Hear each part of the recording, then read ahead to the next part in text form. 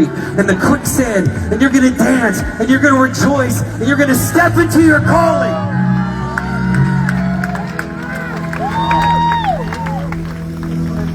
So a lot of you guys may know our story.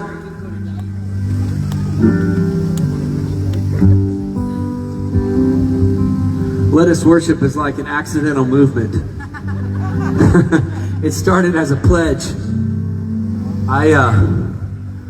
I think you'd be hard-pressed to find somebody that's more pro-freedom than me, right? I mean, that's like bald eagles, freedom, that's me, you know, but God thought he'd have a sense of humor and put me in the most locked down state in America during COVID. He's like, yeah, we'll just keep Sean in California.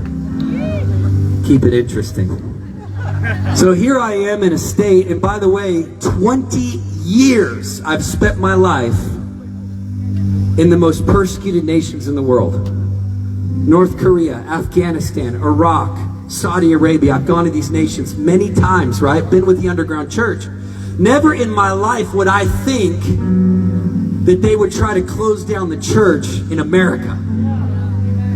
Come on, I'm preaching to someone tonight. In fact, listen, turn to someone next to you and say, you made it.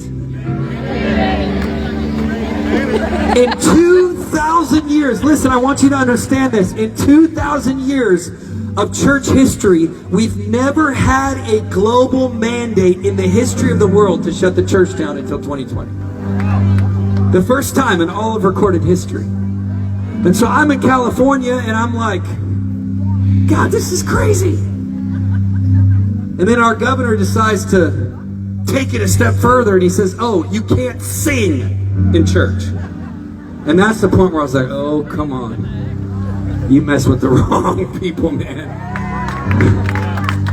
I grew up singing a song in kids' church, Pharaoh, Pharaoh, ooh, baby, let my people go.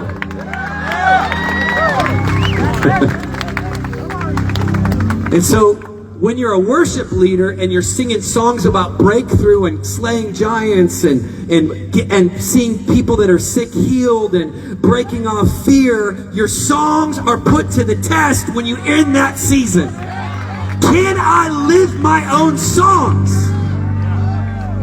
Or is it just rhetoric? So anyway, we started accidentally, God tricked us into it.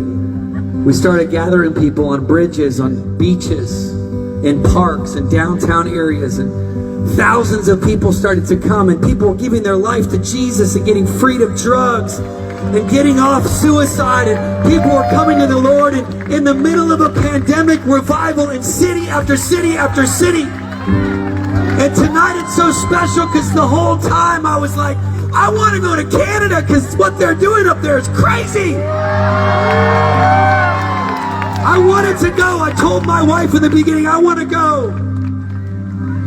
But they wouldn't let us in unless we got the vax. And I'm like, that's just something I'm not going to do right now. But I want to go. As soon as they let that down, I'll roll. But I was texting my friends, man, you got to press in for God. It looks like a season of darkness, but it's a season of great revival. When the enemy comes in like a flood, God raises up a standard. This is a revival season. Canada belongs to Jesus. And so for 3 years, I've waited to sing this song. This was the first song we ever sang in California. And I've always wanted to sing it here. And tonight's the first time. And it's called Louder. And it is literally like, kind of like a Pharaoh kind of thing.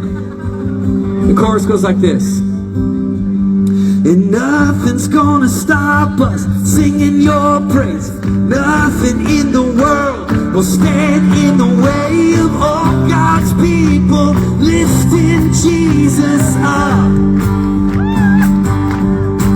Oh, you're never gonna silence hearts ablaze. Shout a hallelujah to his name. All God's people lifting Jesus up. Come on, one more time, sing with me. Never gonna stop. Oh, you're never gonna stop.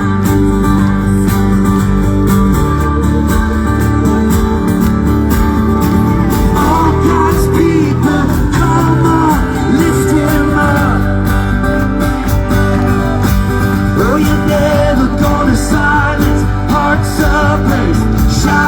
hallelujah to his name. All God's people, come on, let's lift him up. All right, here we go. Let's do it. Louder. Let this reverberate across Canada tonight.